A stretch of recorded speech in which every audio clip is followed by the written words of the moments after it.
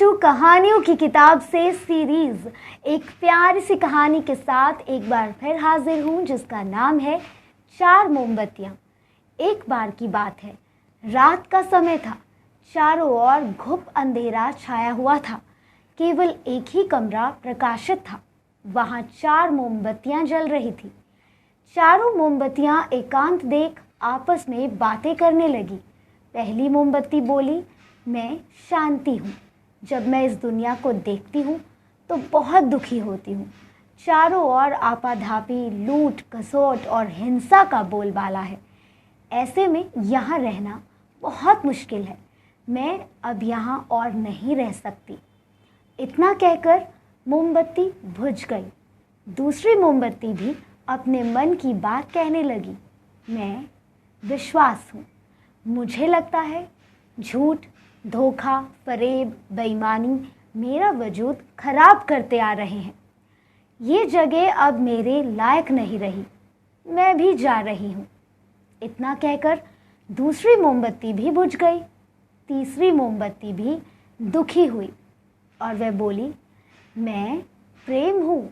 मैं हर किसी के लिए हर पल जल सकती हूँ, लेकिन अब किसी के पास भी मेरे लिए वक्त ही नहीं बचा। स्वार्थ और नफरत का भाव मेरा स्थान लेता जा रहा है।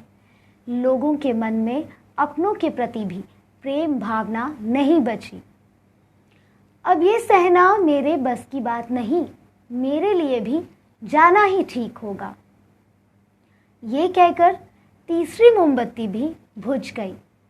तीसरी मोमबत्ती बुझने के बाद ही कमरे में एक बालक ने प्रवेश किया।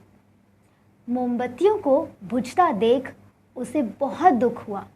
उसकी आंखों से आंसू बहने लगे। दुखी मन से वो बालक बोला, इस तरह बीच में मेरे जीवन में अंधेरा कर कैसे जा सकती हो?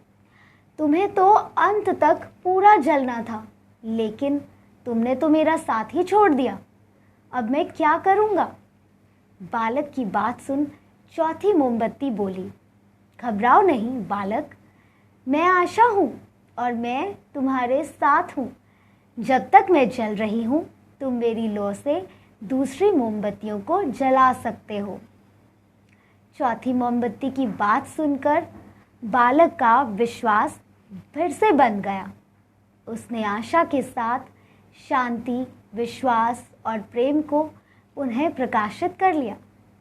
दोस्तों, इस कहानी से हमें ये सीख मिली कि जीवन में समय कभी भी एक सा नहीं रहता। कभी उजाला रहता है तो कभी अंधेरा। जब जीवन में अंधकार आए, मन अशांत हो जाए, विश्वास डगमगाने लगे और दुनिया पराई लगने लगे, तब आशा का दीपक जला लेना। जब तक आशा का दीपक जलता रहेगा, जीवन में कभी अंधेरा नहीं हो सकता। आशा के बल पर जीवन में सब कुछ पाया जा सकता है। इसलिए आशा का साथ कभी ना छोड़ें। दोस्तों, ये कहानी आपको कैसी लगी कमेंट्स करके ज़रूर बताइएगा।